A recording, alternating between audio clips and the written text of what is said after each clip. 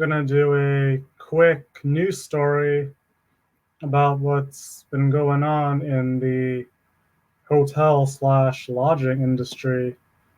So this is my first time doing a screen share with a live video, not a live video, but a recorded video on StreamYard. So please bear with me if I mess up, basically. All right, I'll shut up and I'll play this video for you guys.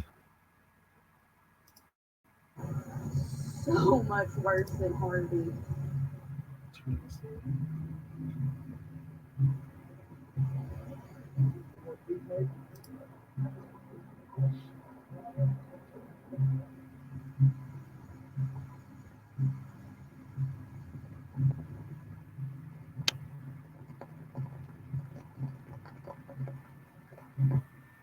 Like literally, you're standing and it's here, and before you know it, it's up here.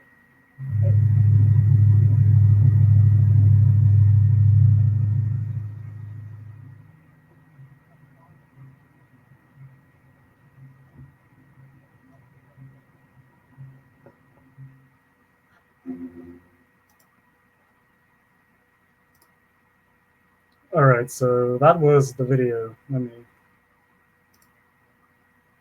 stop this. All right, I'm back. So if you guys are not familiar, last week, especially here in the Houston area and the Port Arthur area, as you guys may or may not know, there was Tropical Storm Imelda. Of course, that brought a lot of heavy rain to the southeast Texas area. Actually, they didn't show the. Okay, let me go back to the screen share. Hold on.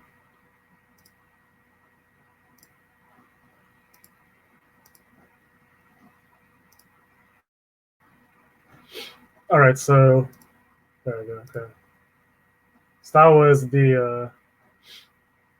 So that video just kind of gives you an idea of how bad the flooding can get in southeast Texas. So, anyways, let's get to the title of the video. 21-year-old man looks like he. What hotel is this? Yeah, this is definitely this Homewood Suites. I can tell by the duck in the background. Anyway, so this young man, he was basically stuck by himself in the hotel after the storm and all the flooding came. It was just him at the front desk, and none of the managers or other staff members could get in due to the high water. So he was all by himself. So that can be pretty stressful for anyone, regardless of age, whether you're young or old. So it's just him and all the guests. No one can get out, and there's this limited resources. But let me just kind of paraphrase this caption from social media. Says the access roads underwater. I-10 is shut down due to flooding. No one can get in or out of the hotel. So young man was there the whole night. None of his coworkers could come in. But he still handled business though. He manned the phones, answered all the guest questions, made coffee and tea for everyone. He even ran the hot breakfast by himself too, while still having to deal with the front desk as well. So let's kind of skim through here. So during his time alone, he became the de facto hotel chef, maintenance man, room service attendant, which is basically, I think they mean housekeeping. Basically, having to do everything. So he's never worked in a kitchen before, so I guess that's a good way to learn. Kind of, if you're forced to do it. So, what else? Yeah, I mean, despite being the only one there, I mean, it seems like he handled business pretty well. And that's pretty cool too, that, the guests there, I mean, they were understanding of his situation, that he's the only one there. So that was cool that the guests could, well, the guests were also willing to pitch in and help out. They didn't just sit back and expect, one person to serve, however many hundreds of guests in the hotel. So they were pretty empathetic, understanding, and the guests stepped up as well. Uh, so that's basically the end of the article. So I saw this. I originally saw this post on LinkedIn on my newsfeed. So a lot of hotel professionals were commenting, liking the post, and all that. So of course he got a lot of praise and admiration, which is of course well deserved. And I even saw some people there like, yeah, you got a job waiting for you when you graduate. So that's a great. This young man, his efforts in a tight situation were able to get him the right kind of attention. Wish him the best. Hope he gets a great job offer after he graduates. All right. So let me stop this time.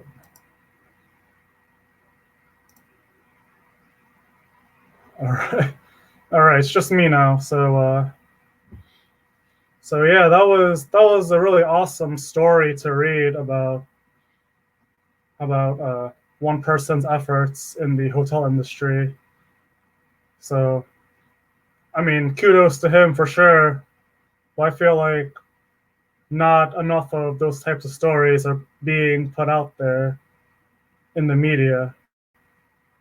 I mean, me personally, I don't want to go on a brag fest about myself, but I was kind of in a similar situation during Hurricane Harvey a couple years ago, that was August 2017. So that was already over 2 years ago. So anyways, long story short, I was anticipating the storm, so I decided to stay at the hotel I was working at before the storm hit. So I already had a room set up and all my personal belongings and stuff like that. So anyway, so the storm finally hit. I believe it was like August 24, 25, something like that. So I wake up the morning that all the flooding started affecting the whole city and everything. And, I go to my cell phone, and then none of the staff, like none of the housekeeping staff, was able to come in because of the flooding. So at the time, I was the housekeeping supervisor at the time. So none of the housekeeping staff could come in. So it was just me by myself. And this particular hotel I was working for had 153 rooms. Full house, were sold out, 153 rooms. And it's just me. So lucky me, I basically was responsible for having to give housekeeping service to a full house of 153 rooms just by myself. So if I were to break it down, I had about 10 or 11 checkout rooms I had to clean by myself. And then after that, had about around 140 stayover rooms and 10 or 11 or so checkout rooms. I don't remember the exact number, but it was around there. So anyways, it was just me by myself. So I just went ahead, grabbed the housekeeping cart, and I just went to work. So for you guys that aren't familiar with the breakdown of how long it takes to clean a hotel room, it's usually if you're cleaning a room, that's not a checkout, so the room is staying another night. So a housekeeper would get about 15 minutes for that room. So the 15 minutes times 140 something rooms. That's a lot of work. That's a long time. So I don't know. I'm not sure how I did, but needless to say, I didn't take any breaks or anything. I didn't even take a break to even use the bathroom. That's 140 rooms of just, I don't know, it was crazy. I was just going really fast, I guess. Yeah, I'm not gonna lie. Since it was so many rooms and just me by myself, I kind of did a rush job on the rooms. I'm mostly just focused on taking out, exchanging the dirty towels for clean towels and taking out the trash. Then I just wiped down the bathroom real quick. I didn't make the bed up to the usual standards, but if it's just me in all those rooms, I mean, it is what it is. There's a natural disaster going on, so yeah, that was extremely tiring. And then in the middle of that too, I also had those checkout rooms. So yeah, that day was kind of a blur, but I mean, thankfully, out of those 140 stayover rooms, I had a few do not disturb signs, which means those rooms don't get service. I was able to skip those rooms, but that's still over 100 something rooms of just stayover rooms to give a light service to. So I mean, yeah, that was exhausting. And then the checkout rooms. So basically, once I was done with all the stayover rooms, I started right at 8 a.m. So after rushing through the 100 something stayover rooms, I finished probably around 4 p.m., 3 or 4, somewhere around that time period. Then after that, I got to work on the checkout rooms because I had to flip those rooms to clean because, I mean, the phones are ringing off the hook. We were expecting, more people to come in to occupy those rooms that were checked out. So yeah, I don't even. Yeah, doing that was extremely tiring too. So doing a checkout room, usually that would take you, a housekeeper, 30 minutes to do that. So I mean, that's a lot more work involved because you gotta strip all the dirty sheets and towels, take out all the trash. So you gotta make the room brand new for a new guest. So yeah, I started around 3 or 4, and I finally finished those 10 rooms around like 7 or 8 p.m. at night. So basically, all in all, I was cleaning from like, start at 8 a.m. in the morning and finished all those rooms by 7 or 8 p.m. So that's 11 or 12 hours nonstop working by myself, cleaning the rooms. And when you clean those rooms too, you collect all this trash and dirty linen. So I was by myself, so I also had to take out all the dirty linen and trash by myself too. So that takes up time. And then when I was finally done with all those rooms, we don't have anyone to do laundry because we're gonna need not new, but we're gonna need clean sheets and towels for the next day. And I didn't have anyone that day doing laundry, so guess who has to do laundry now? Me. So I just got done cleaning rooms for like 11, 12 hours. And now I gotta go to the laundry room and I just got mountains of dirty sheets and towels I need to be cleaned for the next day. Because we were going to be sold out for a while because we got all these people coming into the hotel because their houses got flooded. So around 7, 8 o'clock at night now, I'm exhausted from cleaning rooms. Now I got to go do laundry by myself. So I was in laundry. I knew we weren't going to have that many checkouts. So I was going to wash, dry, and fold, maybe a few loads of sheets. But I knew for sure I had to do a lot of loads of towels because we're gonna have 100 plus something stayovers, so they mostly just need new towels. So anyways, long story short, I was grinding away in laundry probably till like midnight. I probably did laundry for a good 4 hours, just making sure we were good with clean sheets and towels for the next day. And then the next day, I knew I could probably get, a laundry person in and a few staff in to help me out. So,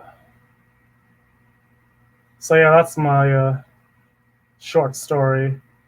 So, all that being said, reading that story about the young man at that Homewood Suites being by himself, that really brought flashbacks in my mind about my experience a couple years ago with Hurricane Harvey.